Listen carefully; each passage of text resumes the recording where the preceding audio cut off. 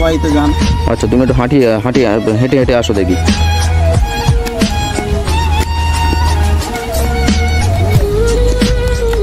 আচ্ছা, তাহলে তোমার ছেলে টেলে নেই? আর একটা আছে, সে ভাত দেয় না, তার বউ নিয়ে সে পাগলা।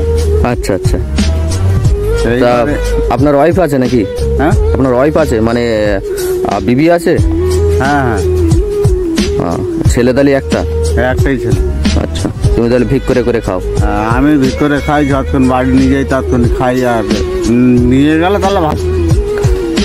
আচ্ছা, হয়তো এক মুঠো নিয়ে যাও, তা তোমাকে রান্না করতে যাবো, যদি না দাও তো তোমারও খাওয়া বন্ধ। এখন তুমি কি চাও যে এই ভিডিওটা এখন শওকত মোল্লার কাছে ডাইরেক্ট যদি যায়, তাহলে তুমি কি চাও?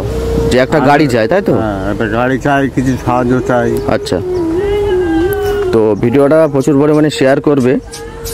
আর দেখতে পাচ্ছ যে প্রতিবন্ধী লোক ভিক্ষা করে করে খায়, ছেলে আছে একটা, বাইরে থাকি, খাওয়া হয় না। আর যেহেতু ভিক্ষা করবে, যে ঠ্যাংটা ভালো থাকবে সে তো হেঁটে যাবে, সে হাঁটতেও পারে না।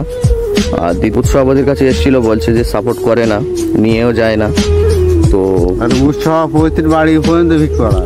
আচ্ছা, বুথ সভাপতির বাড়ি পর্যন্ত ভিক করতে এসছো? হ্যাঁ, সব কথা বলেছো, তাও সাপোর্ট করিনি?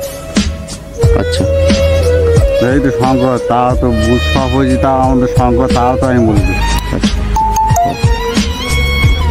তার মধ্যে একটা প্রতিবন্ধী করে দিলে তো সেও এক ভালো, গাড়ি ঘোড়া চলার জন্য। আচ্ছা,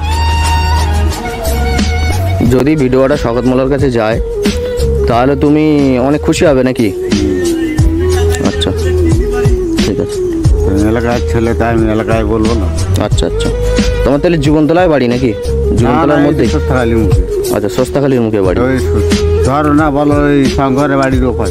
আচ্ছা আচ্ছা, বুথ সভাপতির বাড়ির পাশেই? হ্যাঁ। আচ্ছা, তাও তুমি সাপোর্ট পাও না? না। আচ্ছা, এই যে এক্ষুনি বুথ সভাপতির বাড়ি থেকে ভিক করে, বুথ সভাপতির বাড়ি ভিক করে গেছো?